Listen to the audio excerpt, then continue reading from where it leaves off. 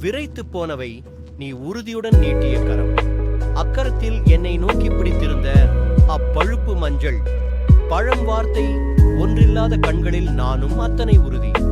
என் இரவுகள் எதிலும் கனவுகள் எதிலும் தெரிவன, அழிவுகள் மட்டுமே நீயும் நானும் ஆறுதல் அளிக்கும். அக்கடல் விடுதியை நோக்கிய பயணத்தில் நச்சுப்பாம்புடன் ஆறுதல் அளிக்கும். பசுமை பயமுறுத்தும் விரைத்து போன புல்வெளிகள். நிசப்தமாக உருளும் சக்கரங்கள் பிண அமைதிலு கைதட்டி அழைக்கும். புதைகுழி கற்கள்ளு தகரத்திலானது போல் தெரிகின்ற ஆகாயம் செம்பின் நிறத்தில் புலர்கிறது வசந்தம். தடித்து கெட்டியாகி போன நரம்புகளாக மரங்களும் செடிகளும் எலும்புகளையும் மண்டை ஓடுகளையும் கொளுத்திச் செல்கிறது சூரிய கதிர். நீ இதயத்து புண்ணொன்றை மூடி மறைப்பது போல் இருக்கிறாய், பின்னர் காணாமல் போகிறாய். அறைகள் பற்றியும் புன்னகைகள் பற்றியும் அழகான செடிகள் பற்றியும் கடலை பற்றியும் இரக்கமற்ற விருந்தினர்கள் பேசி திருப்தி அடைந்து கொள்ளட்டும். நான் இவைகளை தாங்கிக் கொள்கிறேன்.